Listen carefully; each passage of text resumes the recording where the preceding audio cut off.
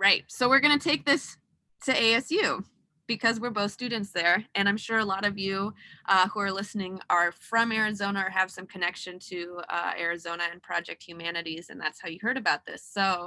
Um, so there's a conversation happening at ASU now, thanks to the Multicultural Solidarity Coalition, which we are both organizing with. It's a campaign not only to defund the police at ASU, but also to create a multicultural center that works on all of the campuses for the most marginalized students, because that's something that we don't have. And I know I've been talking to a lot of people about this work that we're doing, and the first question I get is, wait, ASU doesn't have a multicultural center? And they did, but it was taken away. And so now we're trying to push to get it back and have it permanent and have it be a real space where students can be safe and get the resources they need. And again, this goes back to this idea of defunding is not a destructive process only. It's also a creative process too, in that we're creating this new space that is much needed on campus. Lexi, do you want to add to that? I guess just to add a few details about the Multicultural Solidarity Coalition and the work of building the Cultural Excellence Center. So there's a proposal that's more fleshed out. There's a lot of different programs that have been thought about and designed over the past 4 years, with the question in mind of first of all, how do students feel on ASU's campus? So getting a wide sample of how students feel. Many students from marginalized backgrounds express that they do not feel safe on campus, or that they have experienced violence on campus in various capacities. And so why the work of the Multicultural Solidarity Coalition is connected to this conversation is because the solutions that the full proposal proposes have the question in mind of what does it look like to create a space for us to learn that's safe. And so it goes back to the position of how do we understand the ways that the carceral system affects our lives and affects our understandings out, not just in prisons or our experiences with the police, but also our experiences of navigating institutions like the institution of higher education. And so the proposal it has a really powerful imaginatory position. So yeah, I guess that's all I'll say. Yeah, and so if there's folks who are connected to ASU in one way or the other, there's a link to be able to see the proposal. And this is our Instagram and our Facebook, and we're planning to have another town hall on August 28th. If folks want to check that out on our Facebook to get more information and to connect with us, because this is really rooted in the need for safety on campus for students who have not been considered fully by the administration, I think. And it's a multi-pronged proposal because there's multiple forms of violence that take place in the institution of the university, not just ASU, but that's where we happen to be situated right now. So the proposal you can see at this bit.ly/ASU Center, and check that out. And so I'm seeing in the chat a question from Dr. Lester, and also a really pertinent comment. So first I'll say something about this comment, and maybe this can be our segue into the Q&A section. Yeah, the question about class. So when we talk about the history of policing, we're talking about the history of slave patrols, and we're also talking about the history of capitalists, so people who owned factories, people who owned, of course, what Marx terms the means of production, how in order to quell worker strikes and quell dissent from workers organizing themselves in order to get things like this, the 5-day work week and the weekend and the 8-hour day, hired certain essentially paramilitary groups to come in and stop those strikes. So it is very related to class. I also think this is a great question, Dr. Lester, that you asked. What does Davis mean by safety and security? And one of the things that she says that I think is brilliant and at the core of this is that safety and security that are provided to us by doing violence on other people or disappearing other people to jails is not actually safety. And so she says that jails and prisons and psychiatric institutions and other institutions, they serve to disappear certain people and certain social problems from public view, but they don't actually solve those social problems, particularly when considering that the majority of the people who are incarcerated for crimes related to their survival. So selling drugs or engaging in prostitution, robbery. So things that were there to meet people's material needs and that are considered crimes by the state. So I love that point by Dr. Davis that safety and security, this isn't a direct quote because although I know that I recently wrote it down, but I'm not gonna be able to remember it. That safety provided to us by doing violence onto other people is not actually safety. Yeah. So Yeah. we want everyone to feel safe.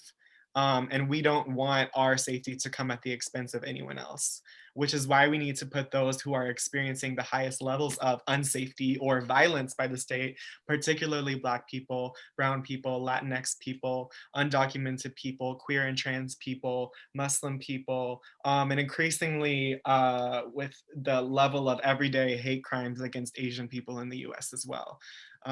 Yeah. Yeah, thank you for clarifying that. Yeah. Um, we're gonna I think slide into our questions section, although I feel like we've been having a good discussion with folks on the chat already. But yeah, if folks want to share kind of what resonated with you most about this conversation or the podcast itself, or ask any questions you have or share any thoughts, we'd be happy to hear them. And I'm gonna just go to the next slide, which is just some resources that we have here listed. Yeah, there's some organizations like Mass Liberation, which is in the Phoenix area, Black Lives Matter, which is national and has chapters all over. Critical Resistance is an important organization about that focuses on abolition. Survived and Punished. Lexi, do you want to talk about that organization a little bit? Yeah, Survived and Punished is an organization that's an abolitionist organization, and essentially with the those who have survived sexual violence and have been after experiencing that or in the process of experiencing that sexual violence incarcerated or punished by the carceral state. So there's a lot of people who we've had several high profile examples of women who I think Centoya Brown recently in Tennessee, which is where I am, who was criminalized for shooting her abuser. And so this is about people who actually experience violence, because often the question comes with when you say abolish prisons, when you say abolish jails and the police, who is going to protect us from people like rapists, child rapists? And so this organization is so important because it says we are survivors of sexual abuse. And not only did the police and the state that we have, the justice system fail us, it actually punished us for our survival. Yeah. Yeah, and then below there's Surge, which is Standing Up for Racial Justice, which is a group for white folks, primarily following Black leadership to undo their or work on their racism, because you don't ever undo it all the way. And that also is on the national level. They're doing an interesting series of talks that's called, I believe it's called Connecting the Dots. So if folks want to Google that, it's a good resource as well. And Surge is also something that's on the national level and has local chapters in a lot of places. And then there's DG Kelly, who you can YouTube. That was the little clip from his talk about racial capitalism at the beginning of our talk. And then a couple books, if you want to talk about those, Lexi. Yeah, so we've got Our Prison's Obsolete, which is a seminal book in prison abolition studies by Angela Davis. So that's kind of the subject of our at the center, the person at the center of this today. And then we also have Captive Genders, Trans Embodiment in the Prison Industrial Complex, which is an edited volume that looks at trans people and trans experiences as they come into contact with the prison industrial complex. So Kelly, I see one question in the chat for us. As linguistic experts, which I think both of us would say we are lay people. We identify as lay people and we question the idea of expertise. But yeah, the phrase ACAB. Kelly, I feel like you should definitely start out with that. I am all for it.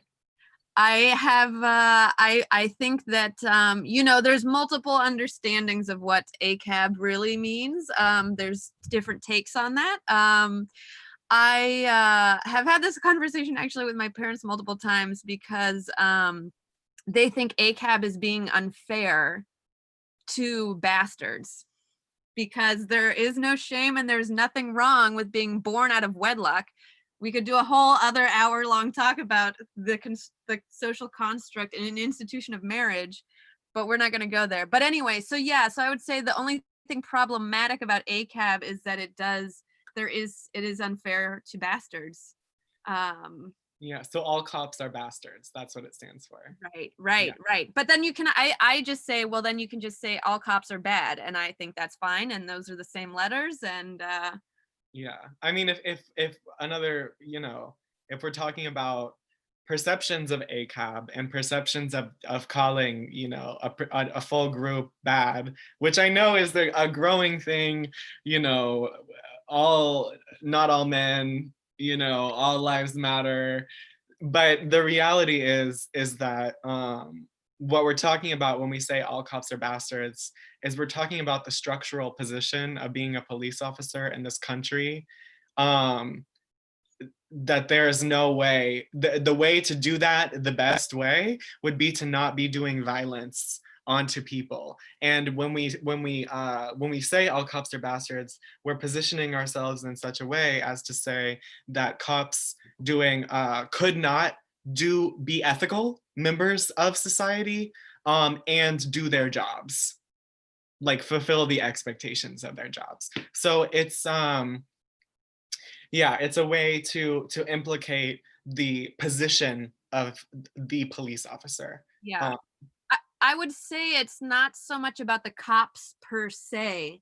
It's saying that the entire institution of the police is bad. Their evolution is from forcing slaves to stay on plantations.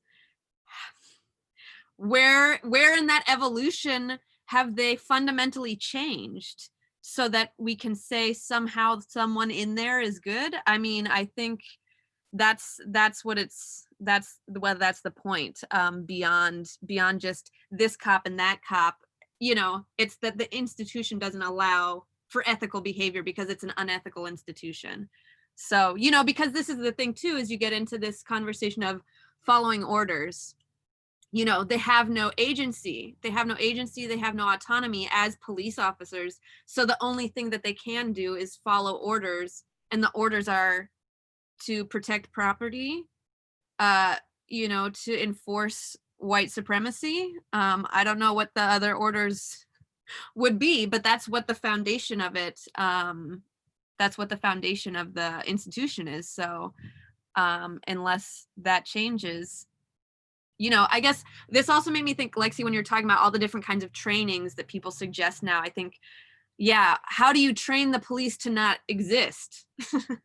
You can't train them out of existence. You have to take away their funding and shut the doors. Yeah, I also, Jocelyn, I think this is an interesting point. I wonder if some folks believe we're at war with our neighbors and I just don't know it, given the increase in military style weapons in police departments. And it reminded me of an article that I shared with Kelly. So we viewed a couple things and we read a couple things in meditating today.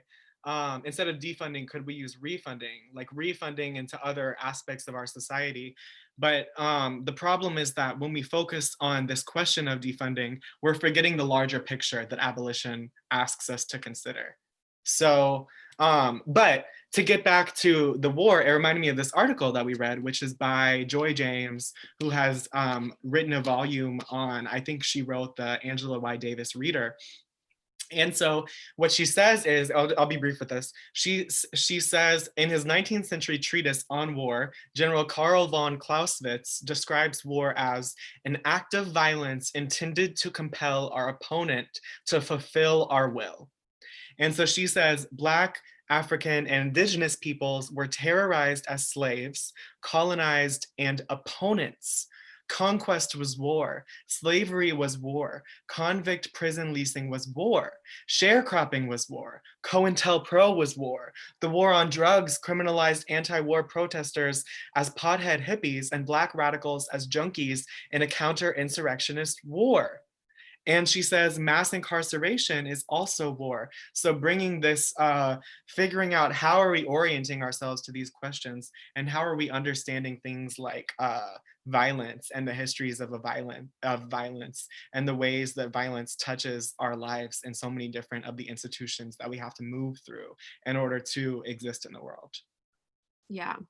I know we're at 6:51 right now. So I just want to say this, there's this conversation happening about reallocating. And I think, you touched on this, but I think it's important to say that, we've named capitalism as the system that is racist. And so reallocating funds within a capitalist system is only something we do to not die in the meantime while we're trying to dismantle capitalism, because capitalism is the foundation and is where the racist values are being held, maintained, and really glorified by some people in some places.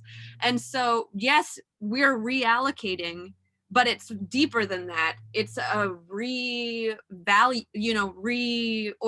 our values and changing our value system so that it's not profit oriented but human life oriented, and that means it can't be capitalism. So if not capitalism, what system would we have?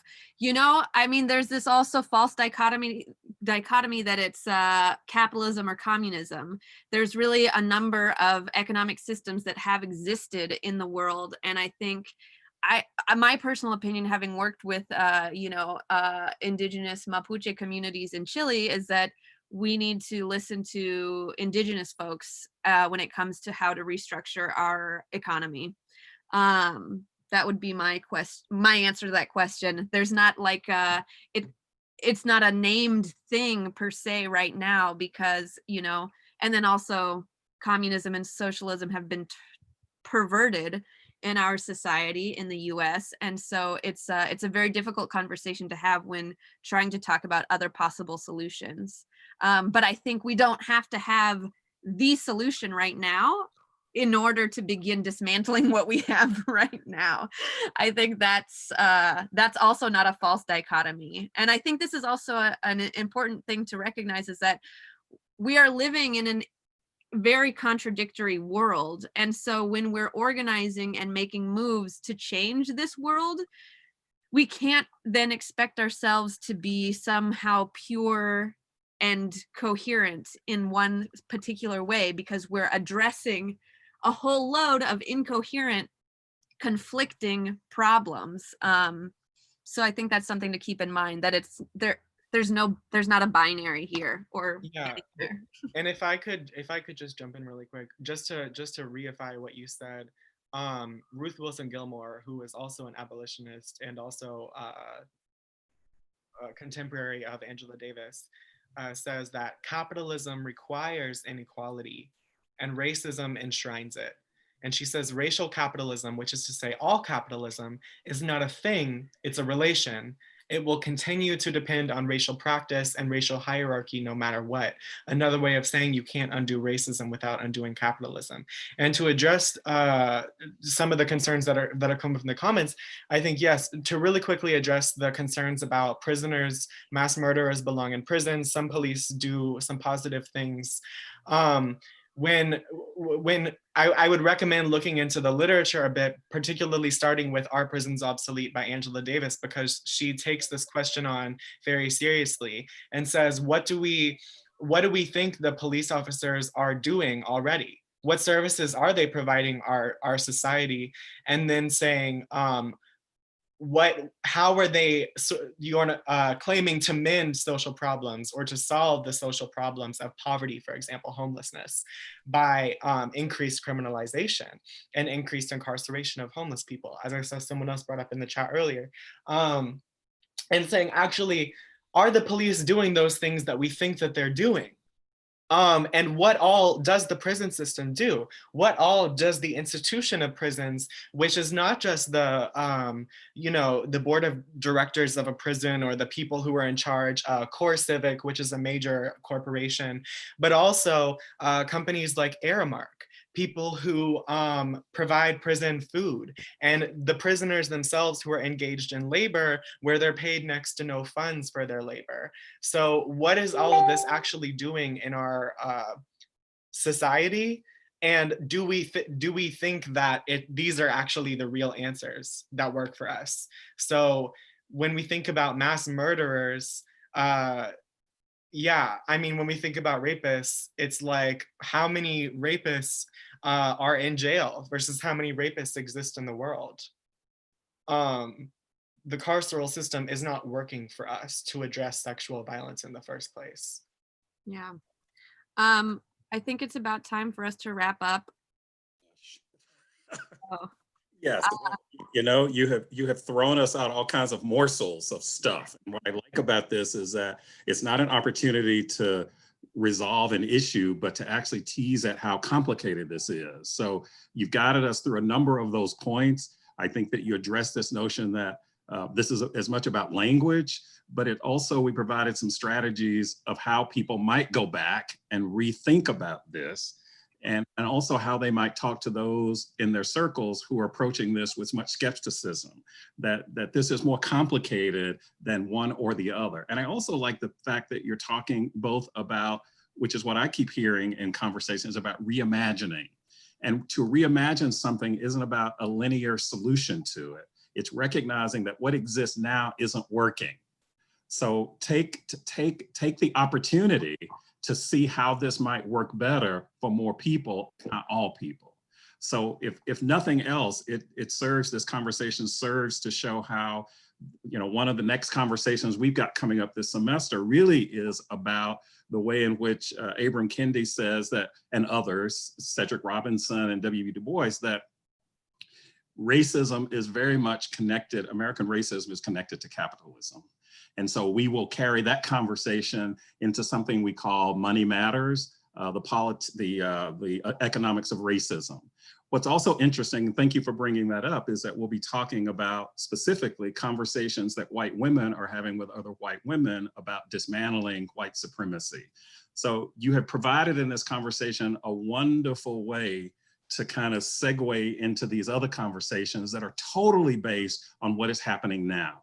And I have to remind people that we are offering this conversation not as an advocate of one way of thinking or the other, but trying to look through this, and many of you know this, through the lens of what we call Humanity 101. We are really trying to be more respectful and more empathetic and more self-reflective about what we're bringing or not bringing to these conversations.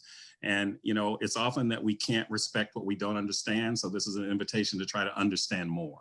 It really is about humanity, or the humanity that is denied all people. So that's how we'd like to frame this.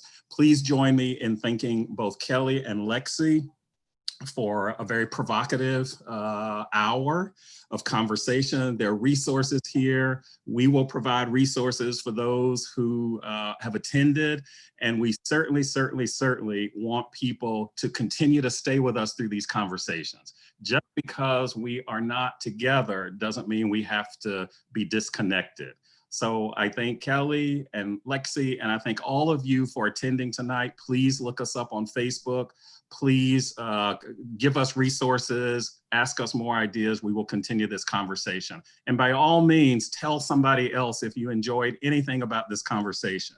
And as I borrow from David Hemphill from the Black Theater Troupe, If there's nothing you got out of it, just try to keep quiet and don't tell anybody about what happened tonight. Just pretend you weren't even here, okay? Thank you all very much. Please be safe and join us again for our next conversation by looking at our events calendar at Project Humanities, Arizona State University. Thank you all very much and good evening.